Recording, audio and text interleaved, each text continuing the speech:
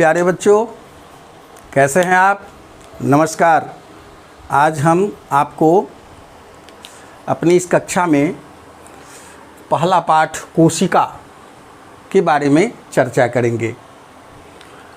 जैसा कि आप जानते हैं कि जब कभी भी हम कुछ निर्माण करते हैं तो इसके लिए हमें बहुत सारी छोटी छोटी इकाइयों का संग्रह कर उसी से निर्माण को करना होता है, चाहे वह निर्जीव की चीज़ें हो या सजीव की। निर्माण की इकाई का होना बहुत ही आवश्यक होता है। उसी तरह से जब हम जीव शरीर या सजीव की चर्चा करते हैं तो उसके शरीर के निर्माण के लिए भी इसी तरह का इकाइयाँ होती है जो निर्माण में भाग लेती है। इन्हीं इकाइयों को हम सामान्य रूप से कोशिका कहते हैं। आइए, यूँ तो कोशिका शब्द की उत्पत्ति को सेल की कैसे हुई इसके बारे में हम पहले चर्चा करते हैं। कोशिका अंग्रेजी भाषा के शब्द सेल से जाना जाता है और इस सेल की उत्पत्ति लैटिन भाषा के शब्द सेल्यूला से हुआ है, जिसका कि अर्थ होता है एक छोटा कमरा। सामान्य रूप से इसी आधार पर कोशिका का नामकरण सेल हुआ, जिसमें कि सर रॉबर्ट हुक, जो एक इंग्लैंड के वैज्ञानिक थे, उनका भी योगदान है। आइए हम उसकी चर्चा करेंगे। सन 1665 ईस्वी में अंग्रेज वैज्ञानिक रॉबर्ट हुक ने जो है वह सबसे पहले बोतल में लगने वाली कॉर्क की एक पतली परत का अपने द्वारा निर्मित एक साधारण से माइक्रोस्कोप में देखना चाहा। जब उन्होंने उसका निरीक्षण किया तो वहाँ पर उन्होंने देखा कि ये इसके जो चित्र उनके माइक्रोस्कोप में आ रहे थे वो मधुमक्खी के छत्ते की तरह छोटे छोटे कोष्ठकों में बना हुआ था और प्रत्येक कोष्ठक स्पष्ट रूप से एक पतली दीवार से अलग होते थे। इसीलिए उन्होंने अपने अंग्रेजी भाषा के नामकरण के आधार पर सेल उसका नाम दिया।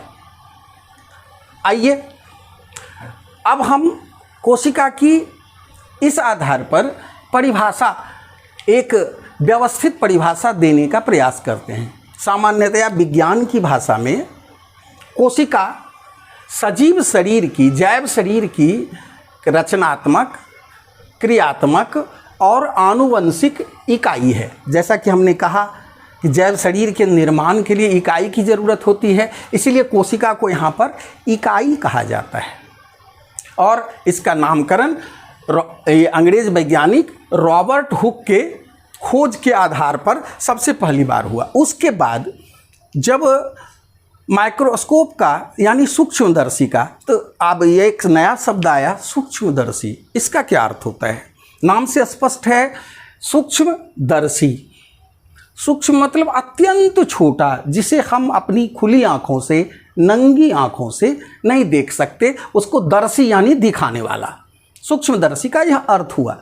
तो ये एक खास प्रकार का यंत्र होता है जो बहुत ही सूक्ष्म, छोटे, अत्यल्प छोटे वस्तुओं को देखने के लिए काम में लाया जाता है। तो सबसे पहले साधारण सा माइक्रोस्कोप रॉबर्ट हुक ने बनाया। उसके बाद उसे फिर थोड़ी सी विकसित करते हुए एंटोने वॉन ल्यूवेनहॉक साहब ने, जो एक डच वैज्ञानिक थे, 1674 में एक बार फिर से कोशिका को देखा। और वो जो है, इसीलिए उनको जीवित कोशिका को सबसे पहली बार देखने का श्रेय जाता है। जीवित कोशिका को सबसे पहली बार देखने का श्रेय एंटोने वॉन ल्यूवेनहॉक को जाता है। आइए हम कोशिका को जैव शरीर की रचनात्मक, क्रियात्मक और आनुवंशिक इकाई जो कहते हैं, इसके बारे में हम जानें। रचनात्मक इकाई इसलिए कि जीवों के शरीर के निर्माण में ये सहयोग करता है। जैव शरीर के निर्माण में सहयोग करने के कारण इसे हम, कोशिका को हम रचनात्मक इकाई कहती है। आपने जो पढ़ा सजीवों के विभिन्न गुणों या लक्षणों के बारे में, गुणों के बारे में, तो क्रियात्मक इकाई हम उसी के आधार पर देखेंगे कि जीवों के लिए आवश्यक जितने भी प्रकार की जैविक क्रियाएं होती है वो सारी की सारी एक एकल कोशिका के अंदर भी होती है। वो सारी क्रियाएं उसके अंदर होती है। ऊर्जा का निर्माण और उत्सर्जन, श्वसन, परिवहन रूप जैसे इस तरह की सारी क्रियाएं सेल के अंदर, कोशिका के अंदर होती है। इसीलिए कोशिका को क्रियात्मक इकाई भी कहते हैं। इसके अलावे कोशिका के अंदर कुछ खास प्रकार के गुण भी होते हैं जो उस जीव के गुणों को अपने अंदर समेटे हैं। यानी उस जीव के गुणों को निर्धारण करने वाले तत्व भी कोशिका के अंदर होते हैं, ऐसे जो कि पीढ़ी दर पीढ़ी माता पिता से उनकी संतानों में जाते हैं। इन्हें आनुवंशिक गुण कहते हैं और ये कोशिका उसकी पहली इकाई है। इसलिए अब आप समझ रहे होंगे कि कोशिका को हम रचनात्मक इकाई, क्रियात्मक इकाई और आनुवंशिक इकाई क्यों कहते हैं। आइए आगे हम बढ़ते हैं। हम कोशिका के बारे में संपूर्ण अध्ययन जीव विज्ञान की एक अलग शाखा में करते हैं जिसे हम कोशिका विज्ञान या अंग्रेजी में साइटोलॉजी बोलते हैं। ये भी आपको स्पष्ट हो गया होगा। कोशिका के बारे में संपूर्ण अध्ययन करने के विज्ञान को हम लोग क्या बोलते हैं? साइटोलॉजी या कोशिका विज्ञान कहते हैं। आगे हम बढ़ते हैं। कोशिका से संबंधित अब जब विशेष जानकारी के लिए जब 19वीं शताब्दी में इलेक्ट्रॉन माइक्रोस्कोप का आविष्कार हुआ, इलेक्ट्रॉन सूक्ष्मदर्शी का आविष्कार हुआ, तो इसके बारे में और भी बहुत सारी बातें निकल करके आई और विस्तार से इसके बारे में जो है जानकारियाँ हम लोगों को मिलने लगी, वैज्ञानिकों को मिलने लगी और वो हम लोगों के सामने रखने लगे। तो चलिए हम बात करते हैं कोशिका के आकार, प्रकार, शेप एंड साइज और नंबर के बारे में, आकार, प्रकार और संख्या के बारे में। तो देखिए कोशिकाएँ जो होती हैं वो अत्यंत सूक्ष्म होती है, जिसे कि नंगी आँखों से, खुली आँखों से हम नहीं देख सकते। इसका मतलब ये बहुत छोटी भी होती हैं, लेकिन ऐसा नहीं है कि सारी की सारी कोशिकाएं बहुत छोटी ही होती है। कोशिकाओं के संसार में विविधताएं होती है, चूँकि संपूर्ण जीव के संसार में विविधताएं, जैव विविधताएं होती है, इसलिए कोशिका के संसार में भी विविधताएं होती है। इस आधार पर कोशिका का जो है हम साइज जो चर्चा करेंगे तो सबसे छोटी कोशिका माइकोप्लाज्मा के अंदर होता है, जिसका कि जो है साइज 0.1 माइक्रोमीटर है ना, माइक्रोन के बराबर होता है।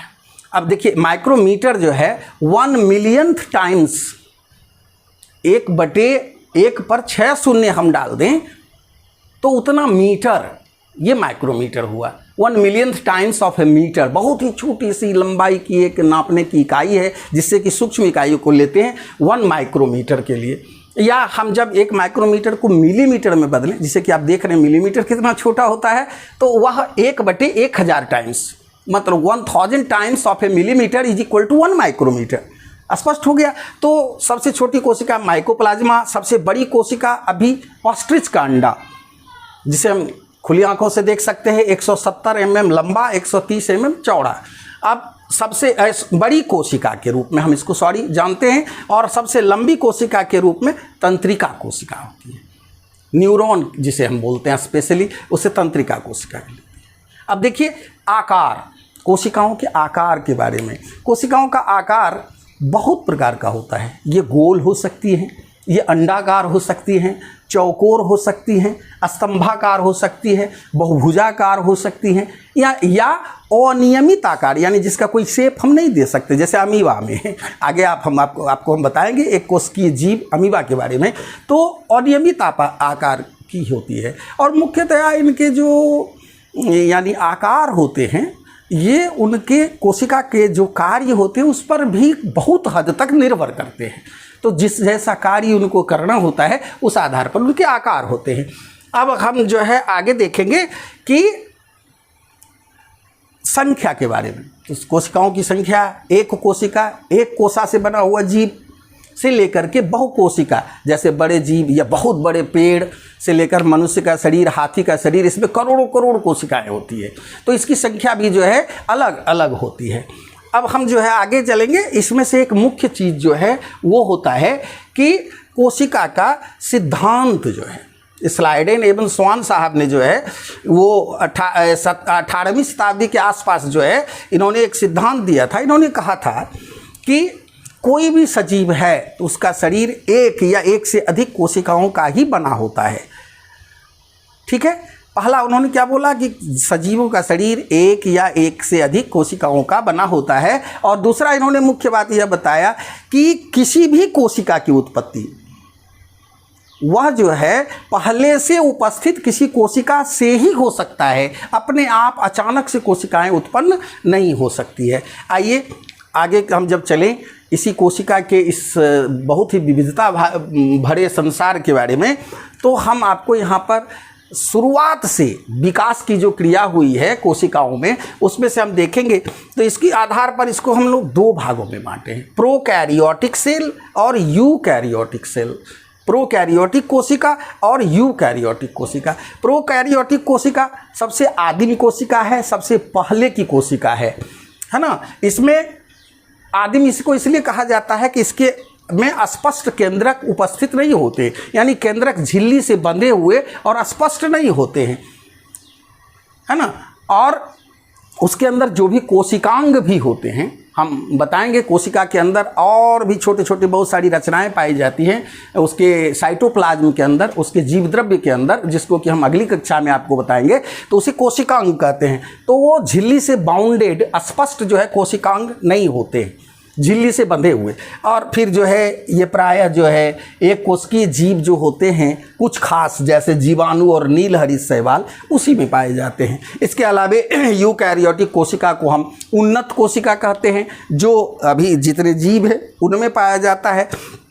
यह जो है कोशिका में अस्पष्ट केंद्रक उपस्थित होता है। अस्पष्ट केंद्रक यानी जिसे पहचान सकें, और पहचान भी ले क्यों पहचानें, क्योंकि उसके चारों तरफ झिल्ली लगी हुई होती है और जिसके कारण वो अस्पष्ट हो जाता है। और कोशिकांग भी जो है वो झिल्ली वाले होते हैं। इसके साथ साथ ये हमारे अन्य एक कोशिकीय जीव प्रोटिस्टा, प्रोटोजोआ ग्रुप से लेकर के जितने भी बहुकोशिकीय जीव होते हैं उसके अंदर उच्च श्रेणी के पौधे और जंतु जो हैं उसमें ये पाए जाते हैं। तो आज की इस कक्षा में हमने कोशिका के इतने ही भाग को आपके सामने स्पष्ट किया। आशा करता हूँ आप सबों को समझने में दिक्कत नहीं आई होगी। धन्यवाद।